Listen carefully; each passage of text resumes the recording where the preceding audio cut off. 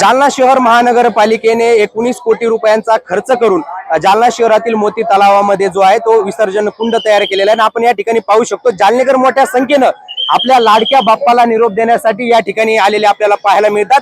मोठ्या संख्येनं जालनेकर जे ते या विसर्जन कुंडामध्ये आपल्या लाडक्या बाप्पाचं विसर्जन करताना आपल्याला या ठिकाणी पाहायला मिळतात। या ठिकाणी आपण पाहू शकतो की महानगरपालिकेचे कर्मचारी आहे ते या ठिकाणी जालनेकरांच्या बाप्पाचं जे ते होडीच्या साहाय्याने जे हा जो विसर्जन कुंड तयार करण्यात आलेला आहे या ठिकाणी विसर्जन करताना आपल्याला पाहायला मिळतात।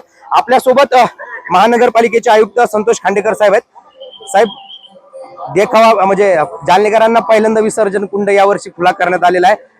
भव्य दिव्य असा विसर्जन कुंड दिसतोय आणि जालनेकरांचा उत्तम प्रतिसाद या ठिकाणी आपल्याला पाहायला मिळतो। आता isakal.com आहे देशातील नंबर 1 ची मराठी न्यूज वेबसाईट। प्रत्येक अपडेटसाठी isakal.com ला नक्की भेट द्या। सर्वप्रथम मी जालनेकरांचं खरंच मनापासून अभिनंदन करतो की जालनेकरांना ही जालनेकरांच्या गरजेतून ही संकल्पना निर्माण झाली।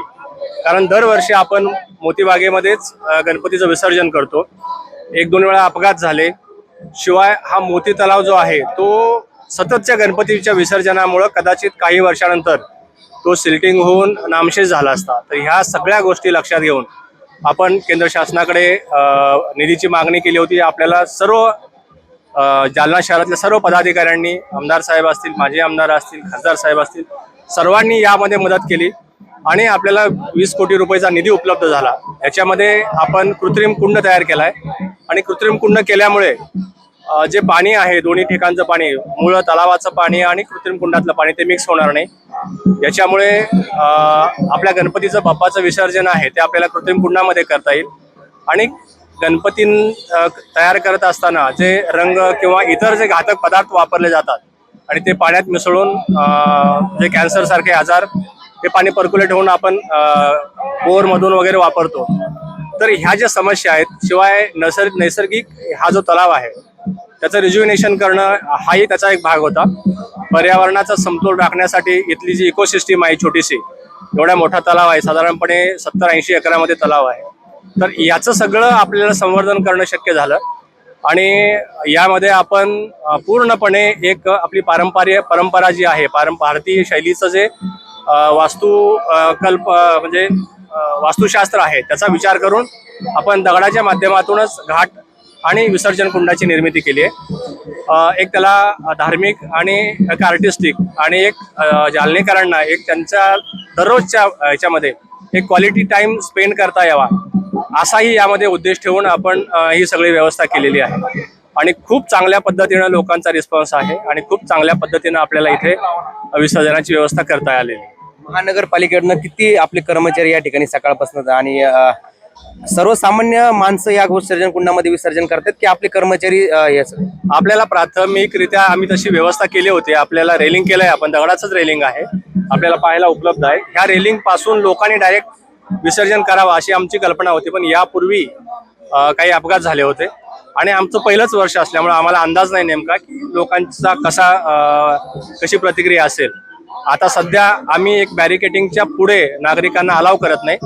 गणपती विसर्जन करण्यासाठी घरगुती गणपतीसाठी आपण कृत्रिम कुंड तयार केलाय, त्या ठिकाणी विसर्जनाची व्यवस्था आहे आणि मोठ्या सार्वजनिक गणपतीसाठी 20 ते 25 फूट खोलीचा आपला हा मोठा कुंड तयार केलेला आहे।